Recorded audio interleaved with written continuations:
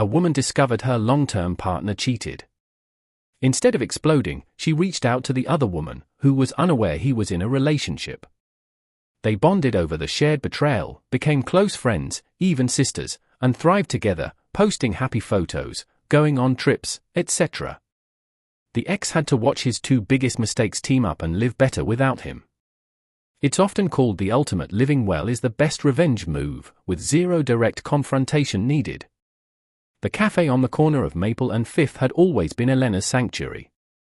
She liked the way the afternoon light slanted through the tall windows, turning the wooden tables gold, and how the barista never rushed her when she lingered over a single flat white. That Thursday in late October, though, the light felt colder, sharper, as if the season itself had turned against her. Elena was 31, a graphic designer who worked freelance from a small apartment filled with plants and half-finished sketchbooks. She had been with Marcus for 4 years, long enough that their routines had woven into something that felt permanent. He was a marketing consultant, always in crisp shirts and easy smiles, the kind of man who remembered birthdays and brought home flowers just because. They talked about a future house, maybe kids someday, a life that looked steady from the outside. She found out on a Tuesday. Marcus had left his phone on the kitchen counter while he showered. It buzzed once, twice. Elena glanced at it out of habit. No big deal, she told herself, and saw the notification preview from someone named Lila Cherryblossom, missed you last night. When can I see you again? Attached was a photo, Marcus in a hotel bed, shirtless, grinning at the camera like a boy who'd won something. The shower kept running. Elena stared at the screen until it went dark, then tapped in his passcode, their anniversary, of course, and scrolled. Messages going back 8 months. Hotel receipts in his email. A weekend conference in Chicago that coincided with photos of them at a rooftop bar. Intimate words, inside jokes, plans for next time. She didn't scream. She didn't throw the phone. She simply locked the screen, placed it exactly where he'd left it, and walked into the living room.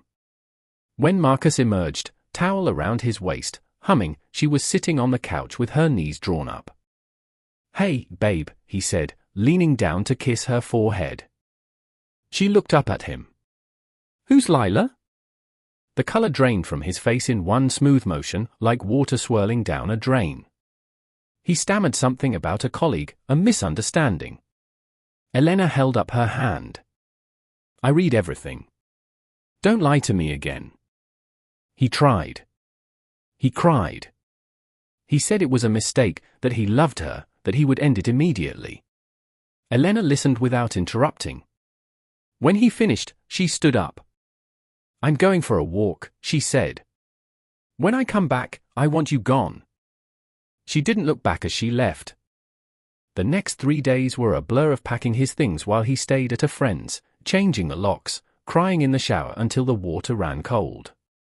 She told no one at first, not her sister, not her best friend Priya.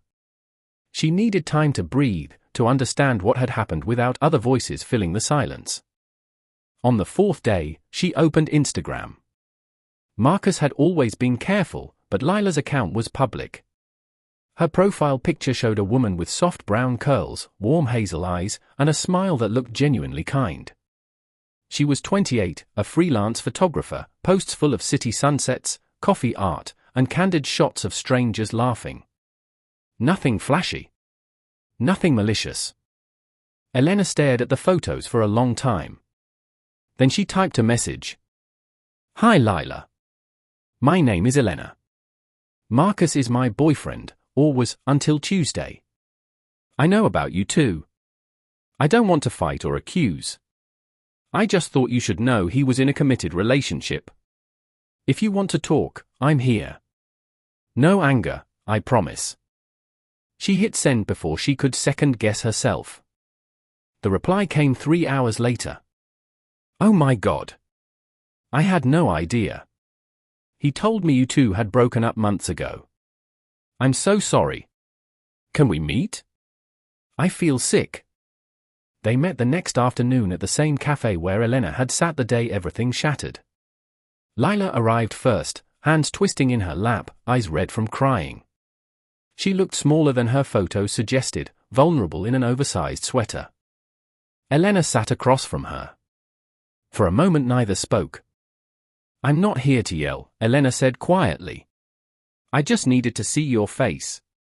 To know you weren't some cartoon villain." Lila's voice cracked. "He said you were the one who cheated first. That you were drifting apart. I believed him because I wanted to. I feel so stupid." They talked for hours. About how Marcus had love-bombed them both. The same compliments, the same promises. The way he always had an excuse for not posting them publicly. The late-night texts that felt special until he realized they were copy-pasted. By the time the cafe closed, they had exchanged numbers. Not out of pity, but something deeper, a shared recognition of being played by the same man. Over the next weeks, the messages turned from cautious to constant.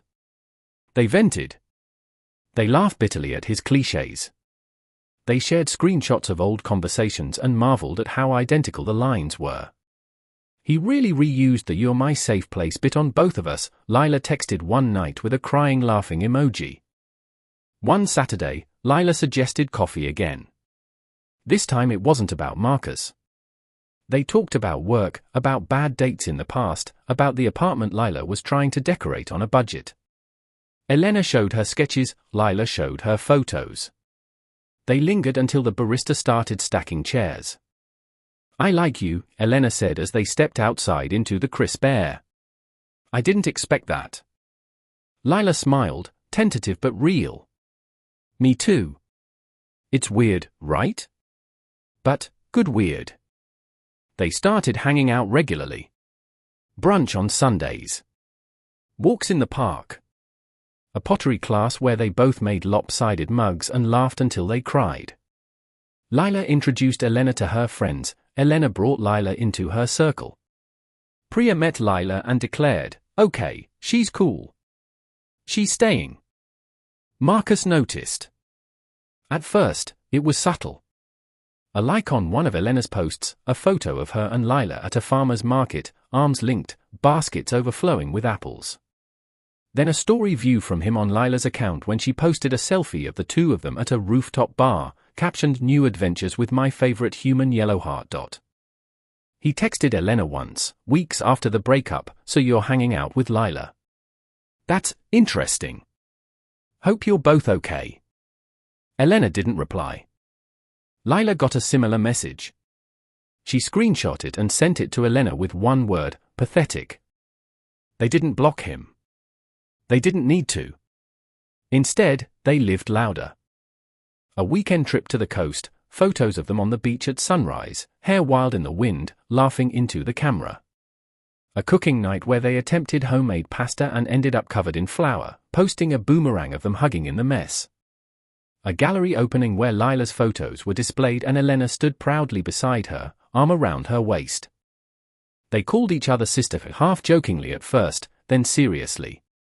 "My sister from another mister," Lila would say, and Elena would roll her eyes but smile. Marcus watched. He couldn't help it. Mutual friends mentioned he'd asked about them. "They're doing great," someone told him. Like, really great. One evening, 6 months after the discovery, Elena and Lila were at a rooftop party. The city glittered below them. Someone played music, people danced. Elena's phone buzzed, a text from Marcus. "Can we talk? I miss you. I messed up so badly. Seeing you two together, it kills me." Elena read it, showed Lila. Lila raised an eyebrow. "What do you want to do?" Elena thought for a moment. Then she opened the camera, pulled Lila close, and took a photo, both of them smiling, city lights haloing their heads, looking radiant and unbothered. She posted it to her story with no caption, just a heart emoji. Then she turned off notifications from Marcus. They danced until the early hours, barefoot on the cool concrete, the night wrapping around them like a promise. A year later, Elena moved into a bigger apartment with better light for her work. Lila helped her unpack, the two of them hauling boxes and arguing over where the couch should go.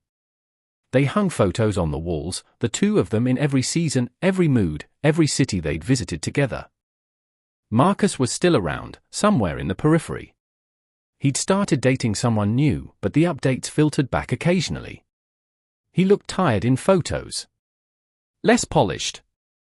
Friends said he talked about what could have been more than anyone wanted to hear. Elena and Lila didn't talk about him much anymore. He had become background noise, a footnote in a story that was no longer about him. One night, sitting on the balcony with wine and takeout, Lila turned to Elena. "You know what's funny?" Elena raised an eyebrow. "I thought losing him would break me. Instead, I got you." Elena clinked her glass against Lila's. "Best trade I've ever made."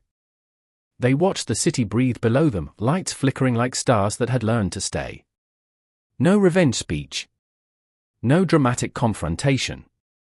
Just two women who had been hurt by the same man, who chose each other instead of letting the hurt win. And in choosing each other, they built something unbreakable. Living well, it turned out, wasn't just the best revenge. It was the only one they ever needed.